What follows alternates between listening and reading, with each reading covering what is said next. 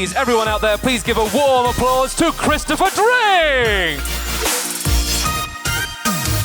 Hello everybody, my name is Chris. I run a game business podcast and newsletter called The Game Business.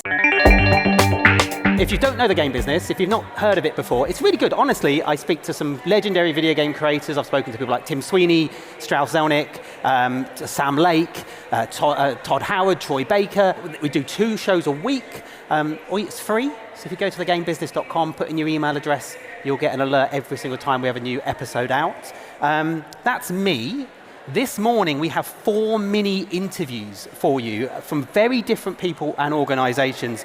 Some of them announcing things, some of them showcasing things for the first time. And to kick us off, please welcome the CEO of ustwo Games, Maria Sayans. Hello. Hi, Chris. Hello, Maria. How are you doing? I'm good. Oh, we've got to wait for the music to stop. Okay. How are you finding? You've been busy. You've been all over London Game Festival all week, haven't you? How have you been finding it? Yeah, it's very intense with so many great events. It's day 4 and it's a little bit exhausting. I can only imagine the amazing team of London Games Festival, how they must feel, because they work so hard, so many events all over the city. But feeling good. Very great events, great people, very energizing.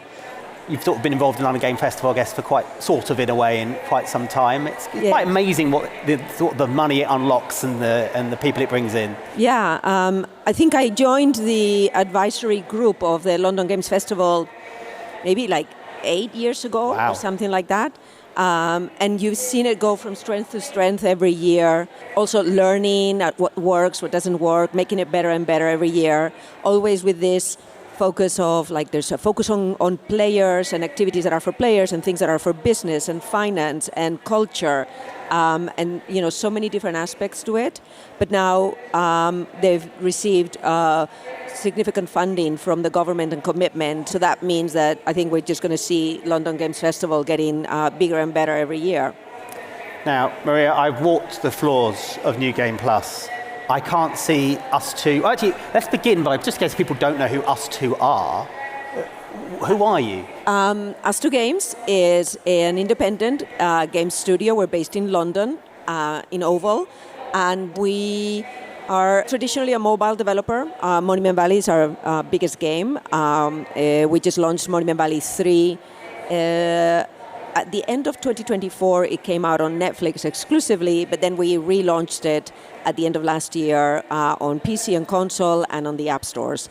But we've also been making PC and console games increasingly.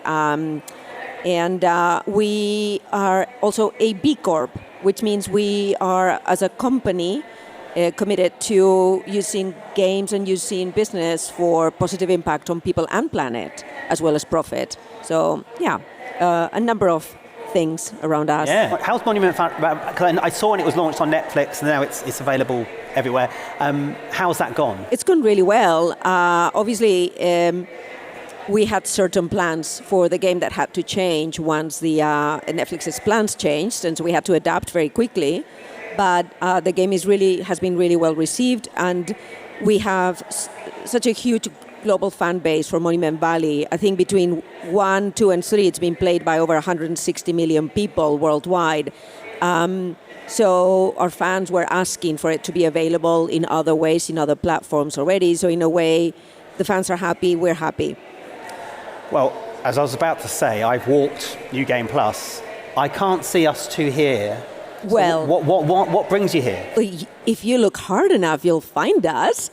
No, there's a trick answer to that. So we do have a little booth, and the booth is called Beautiful Games Club. And at the Beautiful Games Club is a new initiative that we're launching that's going to help us focus on developing our community. So we're showing one of our games, Monument Valley 3, but we're also showing games from other studios, games that we find beautiful, that perhaps come from smaller developers, and that we think deserve kind of, getting in front of people. And I think we are just recently launched a podcast.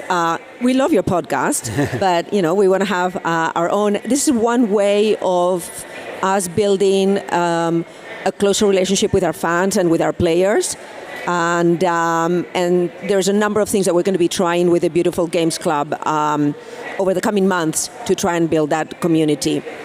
So ustwo is famous for being, even though you don't just make mobile games, that's how you've made your name as a studio, but you're pivoting to being a PC first studio. Now, is that's part of this community push? That's right. So, like I said, traditionally we've been making mobile games. That's where we had our biggest success.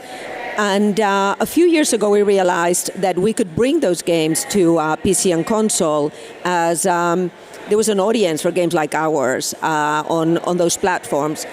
But over time, it became clear that the kind of games that we were making on mobile, it was really hard to reach a really big audience because mobile is so dominated by free-to-play. And we couldn't really become, or didn't want to become, a free-to-play studio. And so we thought, what's the future of the kind of games that we make? Where can we build this forward? And it was clear that PC was going to be the place where we could go and grow with. But the problem that we found was that when you're making single-player games that launch maybe one every 3 years, every 2 years, it's really difficult to maintain a community. And if you're on PC, you have to have a direct relationship with your players. You have to have a community. So we've been thinking about, okay, how do we solve this community problem? How do we actually keep our fans engaged? What else can we do for them besides continuing to talk about how beautiful Monument Valley is or Alba is? And this is where the idea of the Beautiful Games Club came from. And like I said, it's something that I think will take shape over the next few months as we kind of keep adding layers to it and try to figure out what works and what our fans want, our players want. So what makes up the Beautiful? You mentioned the podcast, but what other components to the club? Right now, and to begin with, it's a newsletter and it's a podcast. The podcast, what we're doing is taking the idea of a book club, but making it around games. We're not the first people to have this idea, but I think we can do something really cool with this. The kind of audience that we engage with is not very traditional core gamer. They're not going to be on your Steam forums, even though they are on Steam. They're not necessarily on Steam communities. They're not necessarily all joining Discords. We have to reach these players. We call them visual escapists in different ways. Much more lifestyle, much more kind of light touch. And we noticed that when we play games in the studio, we love talking about them. And we sit down in the studio kitchen and we talk about what we liked about this and what we didn't like, what could have been better, the favorite moment, the moment that touched us. And we thought, okay, what if we open some of that to our players in this format in which you are engaging people to say, okay, what do you think is a beautiful game? What made that game beautiful to you, impactful and meaningful to you? What's the next game that we should be playing? Okay, let's play this game and then talk about it a month from now. And so we're trying to see if that format works with gamers and with the kind of gamers that we're trying to engage with. And then other things will come up later. So we're doing this showcase, and we expect to do more of these showcases in the future. This is more us being physically here, meeting people, encouraging them to sign up to our newsletter, sign up, follow our podcast, but also bringing to them games that maybe they haven't seen, or they don't have such a huge visibility that we think are worthy of sharing. So in a way, we're supporting smaller developers as well, with giving them perhaps a moment and a showcase that they might not have otherwise. Out of interest, what is a beautiful game? If only we knew. Well, listen to our first episode. Our team talks precisely about that. And there are different answers. For some people, it's really about the graphics. For some people, it's about nostalgia. But what it is, I think games are like such a powerfully emotional medium. I don't know if this has happened to you, but like some of the most powerful memories that I have, like totally embodied memories I have, are from video games. The sense of place, the sense of like how you're moving from one thing to another, and the motivation that you have as you're doing that. So that's what's beautiful to me, when kind of the sense of place and the controls and the motivation all comes together, and those powerful memories. So I think we'll explore that. I don't know. Very different kinds of games we're going to be bringing to players or discussing with players. I'm wary of the time, but it's really short, these interviews. I want to talk more. How can people get involved then? How can people get involved in the... Yes, go to beautifulgamesclub.com. Or go, if you're here today, go and talk to our team over there. And there's a QR code so that you can sign up to our newsletter. And the podcast is on all the usual places that you find podcasts these days.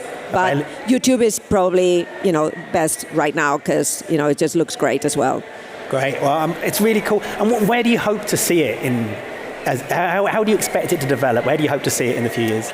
Ideally, what I would like to see is people really feeling seen in a way. And I think we're starting to see that, where they say, oh my God, they start recommending games to us and say, this game that I love, that maybe it's not a huge game, but it was meaningful to me. And they're feeling like these games are having shared with other people, they're having resonance. And so more and more people being involved in that sense of having a conversation about games that perhaps are not traditional gaming communities.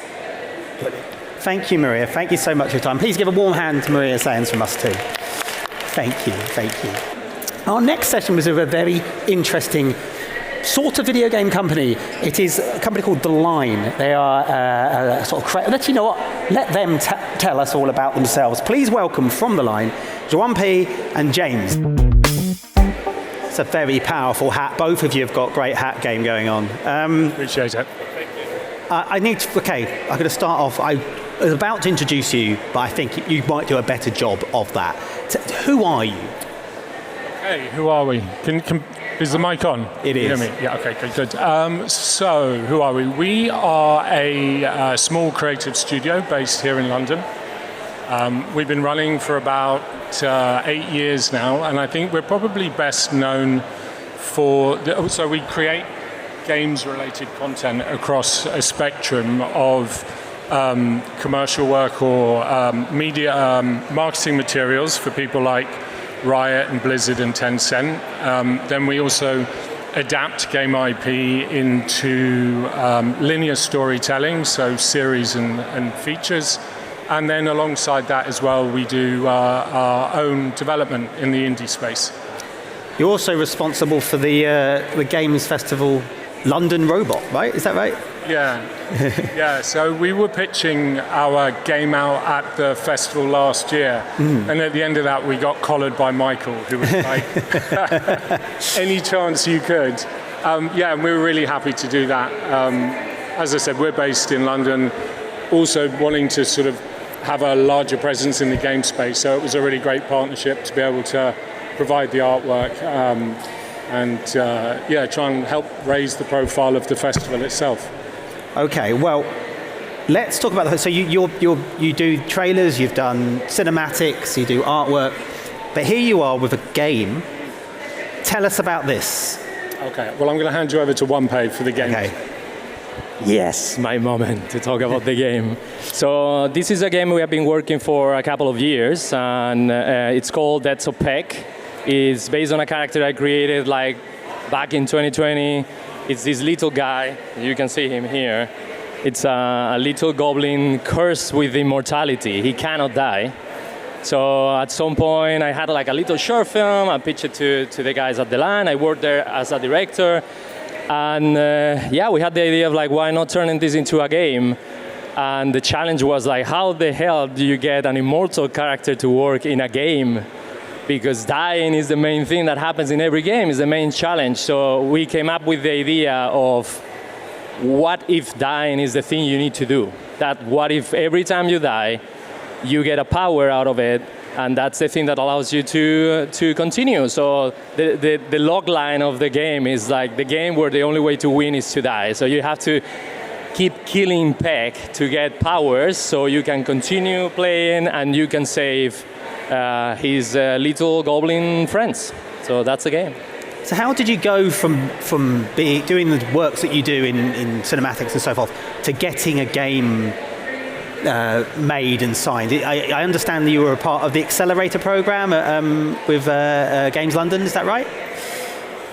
Yeah. So when we set the studio up, it was set up by 6 creatives essentially, and we spent the first 4 or 5 years working just as a collective, and we're really trying never to set a company up because we wanted to spend time making stuff. And then amongst the 6 of us, we have quite a wide range of interests. As I said, animation being one of them, and games being the other. So actually all the way back in 2016, we were already sort of messing around with game development, and we actually released a game called Leo's Red Carpet Rampage. Oh, really? Which was a very quick 6-week build. It was based around that sort of urban myth that Leonardo DiCaprio would never get an Oscar because of his political views, and he was up for an Oscar for The Revenant at the time. So we thought, why don't we sort of jump on that bandwagon, build this game, which was a little web-based game, side-scroll, button masher, and it's basically Leo running down the red carpet, 8-bit, trying to grab the Oscar that he would never essentially get. So essentially, to answer your question, we've kind of been doing the game stuff alongside the cinematic work all this time, but we are an independent studio and we wanted to be able to fund our own development and control our own IP development as well, and to do that you need money, and at that time we had none. So producing the game cinematics, we're able to generate revenue that we could then feed into developing our own content. And so because it's all self-financed to this point, it's been a slower growth than we'd like to have, but we can control that path ourselves, and we're not beholden to any stakeholders or investors who are demanding a return on anything or something to be put out at a certain time because they're vested in the company. So it's really important to us that we have that independence. As I said, it means that we've had a nice sort of steady growth, and it just, at this point in time, Peck is actually the 4th game that we've done a development cycle on. Oh wow! And it would be, fingers crossed that the playtest goes well for the prototype and we attract interest and wish lists. Hopefully we can get it funded and put out. So that would be our 2nd game that we could ship. Well, you preempted my follow-up question there, which is, what is you're here with the game? Yeah. What is the what are you doing here with the game? So essentially, as Wanpei said, it was a bit of a unique concept, and it was a pivoting the concept from a series idea, and we just weren't sure whether it was going to work. So we did a 3-month sprint to develop the prototype, to prove out that concept, and we think it works, like internally, but everybody loves their own games and thinks their own games work. And so what we wanted to do was come here with the prototype and have as many people play test it. It will be going. The play test will be going live on Steam in a few weeks. Okay? And really, we're just looking for feedback. We're looking for sort of player involvement, feedback, and take people along on the journey. We're sort of setting up Discords, and we have a large social platform following on social platforms, and just take people along on the development journey itself. Wanpei, you've got something to add? Yeah, exactly. That's the thing. We want people to play it and try it. So we are here, actually. We are on that corner, the red corner with the big yellow text, and you guys can play it there. And as James said, it's on Steam right now to wishlist, and maybe soon we'll release the prototype for people to try it at home and tell us what they think. Is it nerve-wracking when you take your game here and let other people rip it apart? Is it nerve-wracking when people come here and play it for the first time? And You know, the funny thing is that I thought it was going to be terrifying, but I quite enjoy seeing people struggling because the game actually is quite challenging. We wanted the game to be difficult because we don't have a game over in the game. So we had to work really hard to get something that makes people feel there is a challenge. You just don't fly through the game.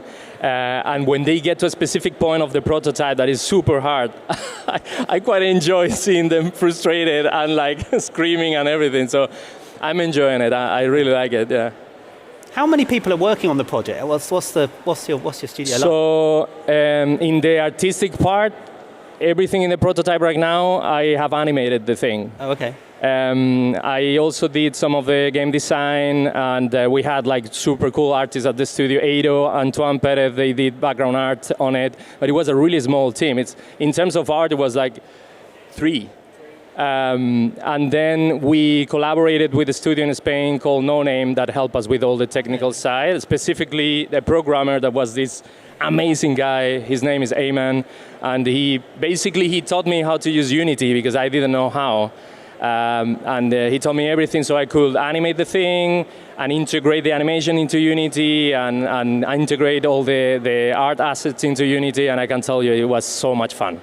Like, I enjoyed it so much. Total 7 people? I think in total, yeah, like around 7 people working on the prototype, yeah. So a tiny team, but not. There's been smaller. How does it compare to the other games that you've done? Similar size. I mean, the first one, Leo's Red Carpet Rampage, was I think 3. I've never heard of it. This sounds great. I think it's still actually up. You can still play it online. We work with very small teams, like the small sprints, just to prove out the concepts and things like that, and then build on the expertise once we want to or get the opportunity to move into the next phase of development. Look, so what does success look like for you? What would be the ideal scenario from this? From this event? Well, no, from the game, for the line, for you. I mean, for us,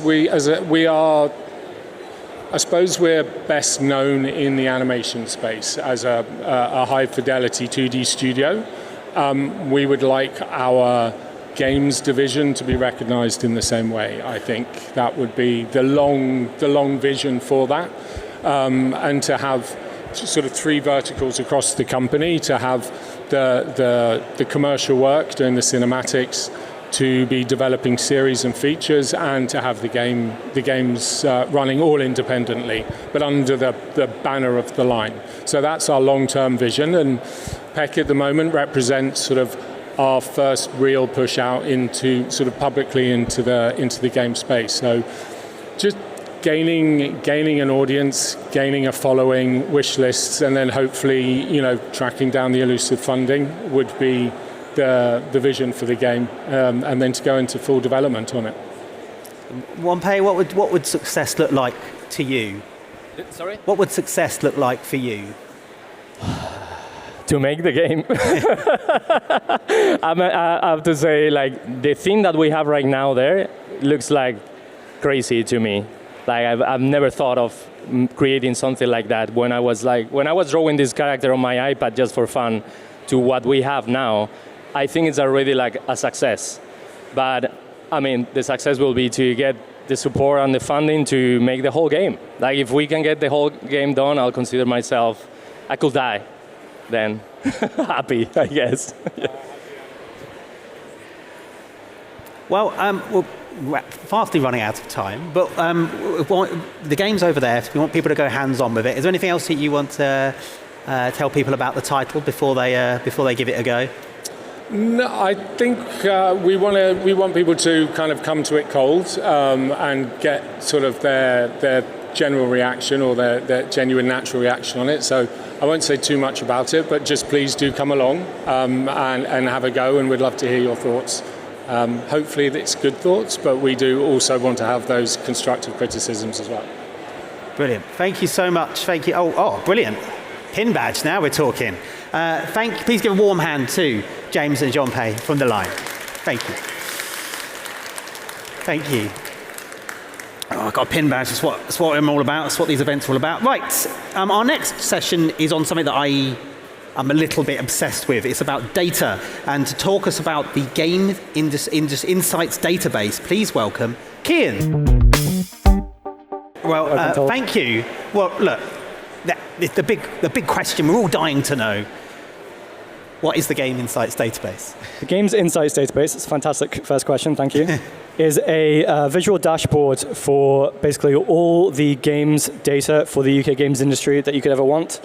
There are lots of different sources for things like the number of companies or the workforce numbers or what the games industry skills set is, but there's no one place that collates it all. And that's exactly what we're trying to do. We're trying to give you a one-stop shop where you can find out how many games companies are in the UK, or how many games companies are in a particular region, what kind of games are they producing, what kind of skills are required for those companies. All these questions really are what we're trying to solve, what we're trying to answer at the moment. Why? Why is this? Why do we need this? Well, you're a games journalist. You'll know very well yourself that the games industry is extremely opaque. It can feel just so difficult to get a handle on how many games companies there are, how many people work in games, where are all these games companies that I've heard so much about. And there are lots of different places that you can get that information. But if you are looking to establish a studio in Croydon, for example, you might want to find out, okay, what other game studios are out there? What's my competition? Who else is developing Switch games, for example? What is the skill base like? If I want to establish a new studio and I want to find out what the kind of workforce numbers in a given area are, I've got no clear way of doing that at the moment, but our tool would give you that. If you're an advocacy group or a funding group and you want to know the areas of the country that have been underserved, haven't got a huge amount of funding flowing to those areas, maybe their games output isn't as high as surrounding areas, that's an area that you could then target and say, okay, this particular area of the country needs more support. Or maybe there's a particular skill. Obviously AI is coming at us with strength and fury at the moment. So maybe you're a games company that needs skills in making use of AI in some way. You want to find out what companies are currently making use of that so that you can maybe approach them, find out what difficulties they might be having with filling those roles. And it just gives you more information to work with. We just felt like there are so many different groups, whether it be governments, advocacy groups, other games companies, independent studios, or even individuals looking for jobs. I just have no one place to go where all that information is collated. So that's what we're trying to solve. It seems so. You mentioned that it's for people looking for jobs as well, but it seems like it's mostly a resource for the industry itself to understand itself better. Certainly. As I say, I think we identified a few use cases, one of them being games companies and people in quite high positions, so publishers, investment companies. They might be wanting to find out what the competitive landscape is, or what the kind of the workforce availability is in a given area. But then for groups that are meant to be supporting the industry, like funding groups or the government itself, where we know that there is an element of opaqueness or kind of I think they also struggle to know what is the size of the industry, how many people are working in it, what skill gaps are there that we could help address. So when it comes to advising educational institutions like universities, again, this would be a tool to help them. So if, for example, we're able to expose that UX design is a very sought-after skill, we're able to show you that UX designers' jobs are always posted for months on end with very little uptake. That would be a clear kind of call to action then to say, okay, universities need to be putting more focus on UX design skills. And we would kind of hope to support the kind of the skills pipeline in that way, really. Wow, really useful. How are you pulling all this together? How are you able to get all this information? Well, it's certainly not easy. There's a reason that no one's done it up until this point. We're pulling from lots of different sources. So Companies House is obviously a great resource for being able to pull all the company data, pull number of directors, some workforce information as well. And then we're kind of cross-referencing that with LinkedIn, any other kind of publicly available data that we're able to find. We're approaching industry directly as well. So we were at Develop Brighton last year, and we kicked off a survey where we were asking people from the games industry to give anonymized data to help inform this tool. We're doing the same whilst we're here today. So we have our Games Insights database booth that you can come and sign up to our mailing list and get involved and stay in touch for when we give out more information. But we're trying to pull it from lots of different sources and bring it into one easily accessible visual database. And from that, we're able to pull out some very interesting insights as well. We're currently using Scottish pilot data, but for example, it tells us that the big kind of bulge of hiring activity over the last 5 years peaked in 2023, October 2023, and has just been downhill since then, consistently month after month. And it's actually now bottomed out, unfortunately, to be lower than it was when we first started recording jobs data in early 2021. So even that immediately just gives us a sense of what the industry currently looks like. But you can go into like an individual company view as well to see like what their hiring activity looks like. So that, for example, might give you an idea of, are they gearing up for a new project, or are they just winding down? It might give you some information about the kind of general health of the company as well. So not only do you get this overview impression of the whole industry, but you can drill down to an individual company as well, or an individual region, and get a sense of the health of a company or a region. That's quite extensive. Yes. Yeah, it's not easy. I've already had many late nights kind of trawling through spreadsheets after spreadsheets, which is a huge amount of fun. But I've kind of grown to love data, honestly, over the course of this project. And just pulling out those kind of insights, seeing what the peak hiring activity has been, or seeing the amount of games coming out of a specific region, or where the clusters are, and even just being able to see like where kind of slept on clusters around the UK are. We know about all the main ones in London or Guildford and Brighton, other areas around the country. There are lots of other kind of games hubs around the country that haven't been well talked about. You might have been misunderstood as a hub because maybe they're working on mobile games, or they're more of a service company as opposed to like a game developer. But we're able to identify loads of those new areas as well. So we're just trying to make sure that the games industry is properly understood, both internally, as you said, and externally by governments and other advocacy groups. And you're working with there's lots of different people involved in this, isn't there? It's funded by the BFI, did you say? It is, funded by the BFI and their lottery fund. But we're working with Indie Games, the games charity. I'm from Games Jobs Live, so we're a Games Jobs data company. And then we're also working with Bird's Eye View, who have been developing a skills hub. So for example, if you are a junior environment artist, and you wanted to know what the path was to become a principal environment artist at a larger studio, using our tool, you would be able to find out, okay, what kind of skills do I need to develop over my next 5 or 10 years in the industry in order to get to that point? Now, obviously you're here, New Game Plus. We are. How can people get involved? How can they? This will be I think it might be the last question, but how can people get involved? What are you doing here at New Game Plus? Please sign up to our mailing list. That way you'll be kept up to date with all the updates as they come across. Over the next few months, we're finalizing things, and we're looking to do a launch at Develop in Brighton in July. Hopefully we'll see you there if you're going to be attending that as well. But please sign up to our mailing list. Come and speak to us, because we're all lovely apart from me. I'm a horrible person. But Farouk, Declan, Sarah at our booth are all very lovely to speak to, and would love to talk more about the platform and why it can be useful. Brilliant. Thank you so much, Guillaume. And get to the Game Insights database. Thank you very much. Our next session, this is actually our last session for the New Game Plus News Hour, I think, but this is something that I genuinely think this is awesome. This is super cool. It's a really fascinating new project to help game creators become better leaders. And to talk us through this, please welcome from Game Leadership, Mel Phillips.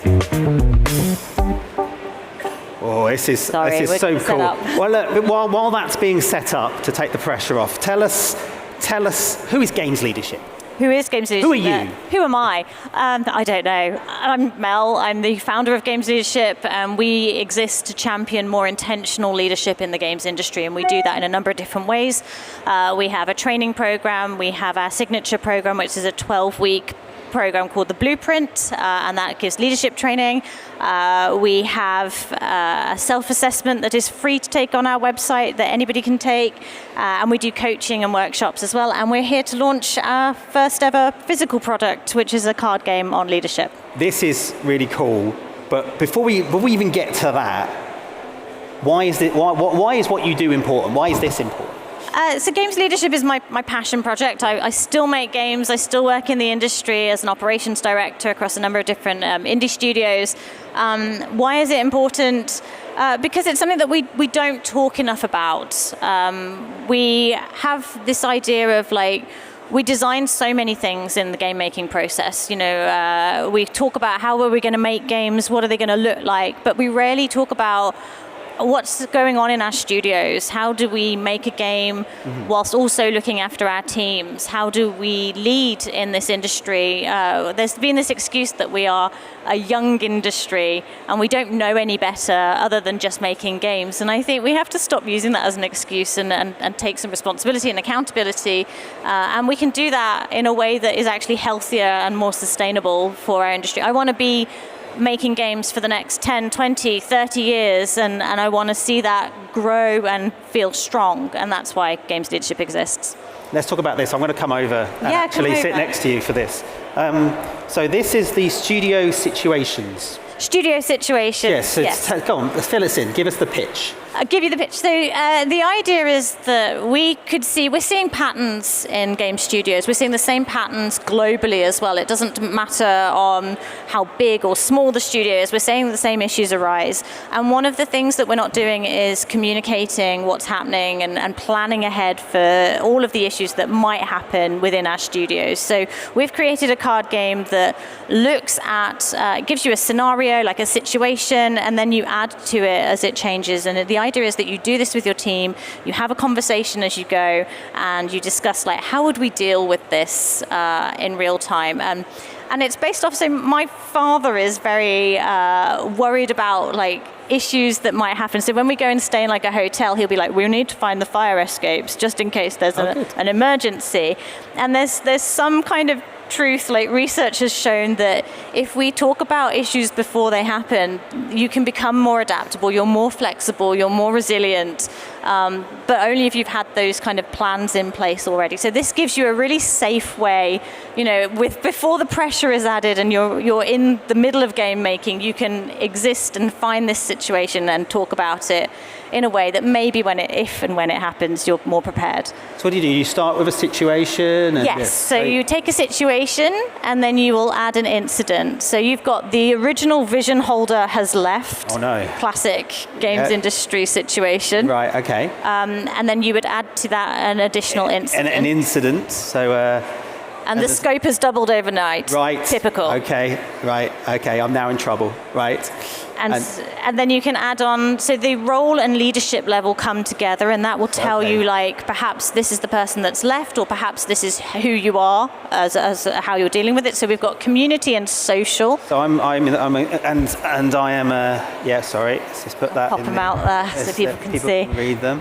So I'm in the community social role, and I'm a director. So okay, all right, okay, and then So you would look at how are we going to deal with this? The original vision holder has left the project.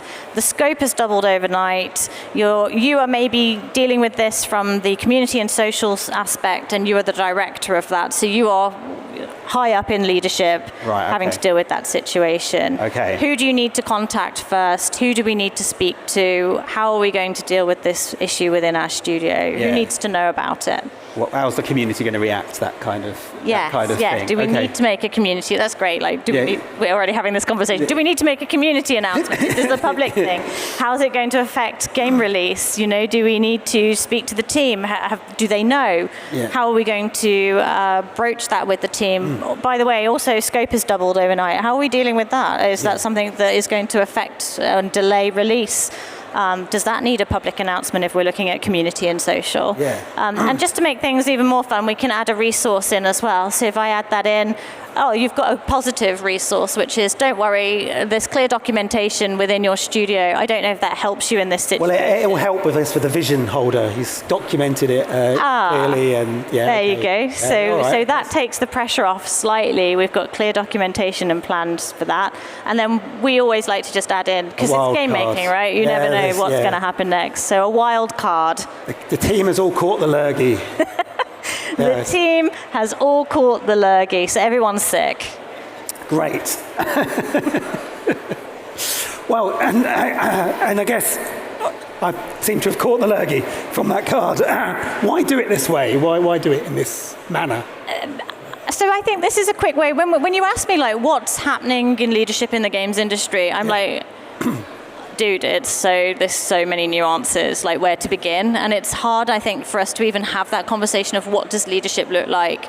There's so many different moving parts. You know, we often see there's making a game versus running a studio. They can be two separate things, and if you're lucky, they align. So there's so many different kind of complex webs around what leadership is and what leadership practice could look like in the games industry. And I think this gives us a quick snapshot of, you know, the layers of complexity and what it looks like, and how can we now have that conversation of, like, why does this matter? Why does this matter for leadership in the industry, and how can we get better at kind of predicting and supporting our teams through these things? A lot of the time it's an unknown, and we think that, you know, we're all doing this in silos, and we're not having these conversations of, like, oh, that happened. When we've run this, like, in the past with studios, at this point somebody goes, oh, this actually happened to me, and this is how we dealt with it, or this is how we should have dealt with it because the awful thing happened.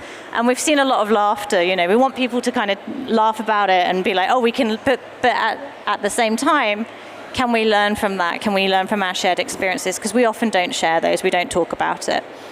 It's games leadership's been a big conversation. You know, we worked on Best Place to Work awards and stuff in the past where there was big conversation around the fact that we're not great as an industry. Well, maybe some people are, I'm sure. What are the common things that people get wrong when it comes to leadership? We talked earlier, we were having a chat before this about accidental leaders in the video. Yes, yeah.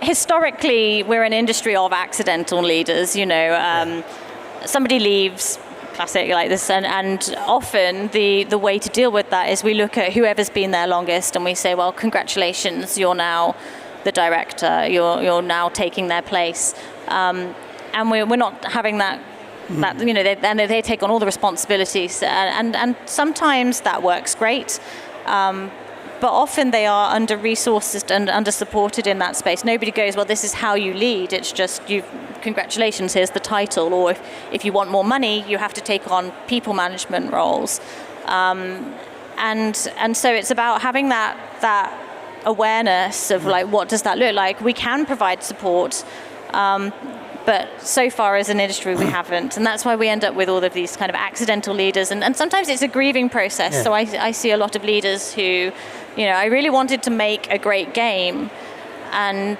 now I've found that I'm watching other people make the game that I wanted to make, and I'm pretty mad about that because I didn't realize that, you know, being a creative director was suddenly going to lump me with a load of leadership requirements. And it's about, well, what does that look like now? How do we get you to still be creative, but also have that leadership practice and management skill? And I guess there's so many student teams and indie teams and small companies that sort of everyone's having to wear a different hat and just take on things they have no experience in doing. Yes, but I think that's why we make games as Yeah, well. yeah. You kind of love it as well. And it's not that, we're incapable of leading. I think that often gets, like I said, we get lumped into this excuse of like, well, it's a young industry, it doesn't know any better. Often, the leaders that I work with really want to make better situations for their studios. They care about the people that are making the games with them, and they really care deeply about the art that they're making. So it's not that they don't care or they're not interested in building a we use this word a lot, like how do we make more sustainable studios? It's not that people aren't interested in doing that. It's are the structures around us allowing us to support for that? Again, I go from like we design so many things in the game making process, but we often don't design the support structures for a leadership system, or like how we're going to support the team, or what progression looks like within the studio. There's so many other things happening at the same time. And actually, if we want to create a more sustainable industry, if we want to look at how do we have a studio that exists for 10, 20 plus years, then we need to start having these conversations. And it starts at being able to talk to each other and just be honest about some of the challenges that we're facing. Yeah. It's difficult in an artistic industry compared to other industries where it's a lot more structured, perhaps, in terms of leadership and training. When people there's this element of ownership and self-motivation and all that kind of components. I could talk about leadership all day. I don't know anything about it. You do. And it's just, I always find it quite fascinating how some studios sort of fall apart and get it all completely wrong, and whereas others seem to, everyone pulls together and achieves those sort of things. I mean, what we're talking about there is success. Yeah. And success is a really interesting one because, if everybody's searching for like the next big thing, we all want to have a successful game. The art that we create, we want it to go out and people to go, that's amazing. And there are big companies, investing bajillion dollars into researching what makes a great game, what gives us that success. But we also know that they don't have the answer to that. There isn't a quick fix of like, if you do this checklist of 10 things, your game will be amazing and everybody will be happy and you'll make all your money and be able to make more games. That doesn't exist. Because if it did, all these companies they'd never have a flop. Every game would be a raging success. So if there was a secret formula that everybody's hiding from you, so that's the bad news. The bad news is there's no quick fix. But the good news is there's no quick fix. It means that it's down to so many different things. And what we should be doing, I think, as game developers is asking like what structures around us need to change in order for us to have the best chance at success. Because we know that, things like developer health, not having, we're an industry that struggles really much with like burnout and stress within our team. We often have poor kind of HR hygiene and things like that. All of those things can be relatively easily fixed if we notice that they are missing and that we need to work on them. And those things could have a major impact in creating a healthier community and maybe a better game. I believe that if we do have healthier studios that are working in healthier systems, we may create better games. Great. So, this is a prototype. It is. So how can people get hold of it? What's the journey like? So you can pre-order now. We are going live on sales in July. So the actual packs will be shipped in July, but you can pre-order now. This is our prototype. The final pack is going to look even better. We're learning now what works and what doesn't. And by July, those packs will be shipping out to anybody that wants one. You can pre-order on our website, which is www.gamesleadership.com. Gamesleadership.com. Well, that worked quite well. I think this is quite exciting. Publisher investors' pressure is intensifying. Well, that's the next. I think this will be brilliant. We could do this all day. Yeah. Mel, thank you so much for your time. And this is really cool. It's a great idea. Please give a warm hand to Mel Phillips. Thank you so much. Brilliant, thank you. That's it from us for the New Game Plus Hour. I'd like to thank all of our speakers today. Thank you to Mel, thank you to Maria, thank you to Joanne Pei and James over there, and Kian from the Games Insights database. Please do go and check all these things out. Until next time, thank you for listening and watching.